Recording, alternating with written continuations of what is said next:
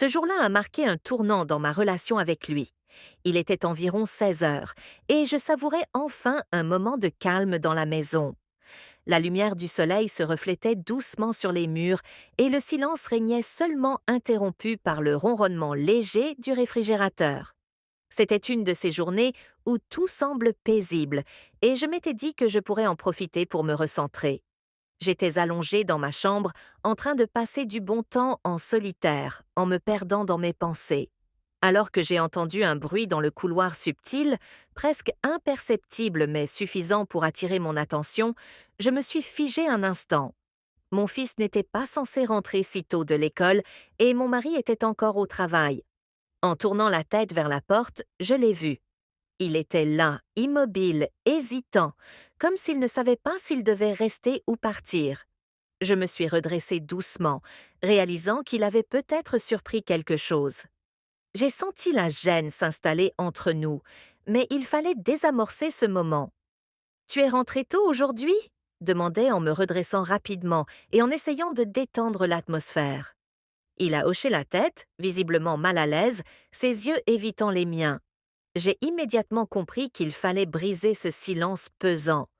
Viens, assis-toi, lui ai-je dit en lui indiquant le bord du lit. Il a hésité un instant, puis s'est avancé, s'asseyant à côté de moi, le dos. Je voyais bien qu'il était troublé. Peut-être avait-il surpris une scène qu'il ne comprenait pas entièrement. Je savais qu'il était important de ne pas le laisser repartir sans parler, sans clarifier ce moment. Tu sais, parfois les choses ne sont pas toujours ce qu'elles paraissent. Et je commença les bons mots. Il m'a jeté un regard furtif, toujours silencieux. Je lui ai tendu un verre d'eau que j'avais sur ma table de chevet, espérant que ce geste simple pourrait le mettre à l'aise. Tu veux me parler de ta journée? C'était une manière de détourner l'attention et de le faire se sentir à nouveau dans un environnement sûr. Après un long moment de silence, il a finalement hoché la tête et a commencé à me parler de ses cours, de ses amis.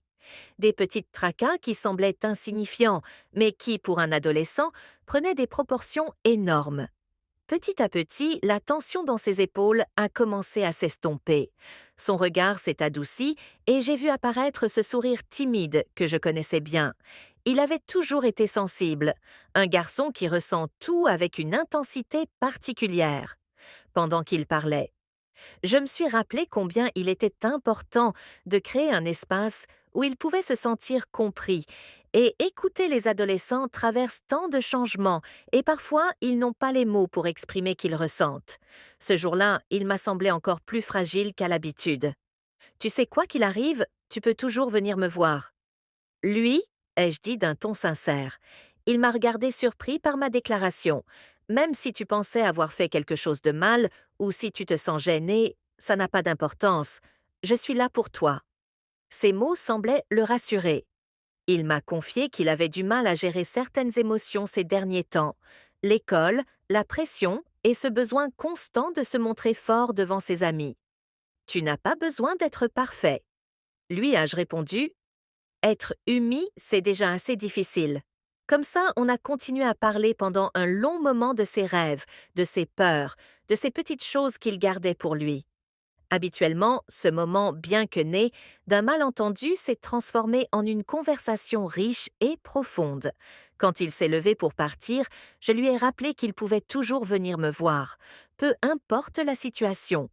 Ce n'était peut-être pas la discussion qu'il avait prévue, ni celle que j'aurais imaginée, mais c'était exactement ce dont nous avions besoin quand la porte fermait derrière lui. Je suis restée assise un instant, le cœur un peu serré, mais rempli d'une étrange sérénité. J'avais l'impression que quelque chose avait changé entre nous, quelque chose de difficile à expliquer.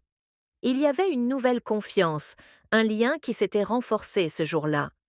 J'ai appris que les moments inattendus, même ceux qui nous mettent mal à l'aise, peuvent devenir des opportunités précieuses de rapprochement. Yeah!